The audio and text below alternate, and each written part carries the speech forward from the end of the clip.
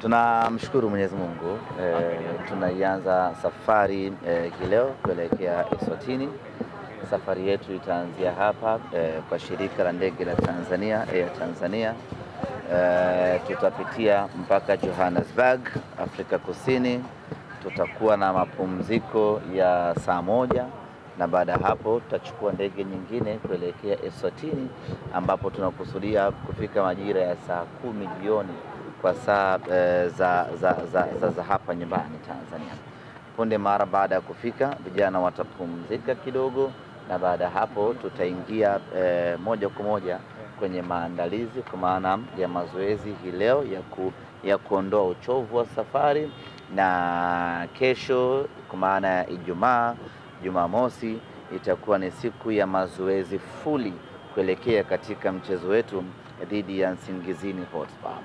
Maandalizi yetu kwa mpaka hapa yamekamilika kwa asilimia 80 kwa maana ya maandalizi ya kiufundi na ya kiutawala. Tangu tumemaliza mechi yetu ya mwisho ya ligi kuu ya NBC dhidi ya Namungo, tukaingia moja kwa moja kwenye maandalizi ya mechi hii, na tumepata michezo miwili ya kimataifa ya kirafiki ambayo imesaidia kwa namna moja ama nyingine meneja Pantev kupata taswira halisi ya kikosi chake kuelekea katika mchezo wetu huu dhidi ya Nsingizini. Kwa hiyo kwenye upande wa maandalizi tuko vizuri sana, na tunaamini tutakuwa na mchezo mgumu dhidi ya Nsingizini, lakini maandalizi ambayo tumeyafanya na mahitaji tuliyokuwa nayo na mabadiliko tuliyokuwa nayo kwenye timu yetu yanatupa confidence kubwa ya kuwa na uhakika wa kupata matokeo chanya ambayo yatatuwezesha kufuzu na kwenda hatua ya makundi.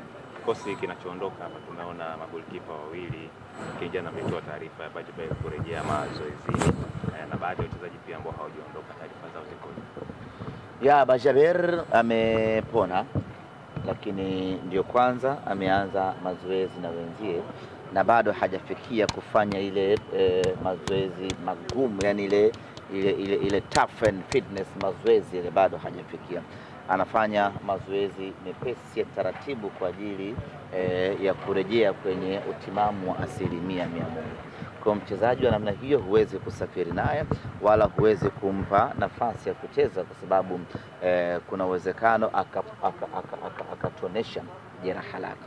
Kwa hiyo tumeamua kumwacha aendelee kufanya mazoezi binafsi, timu itakaporejea atajiunga na wenzake. Musa Kamara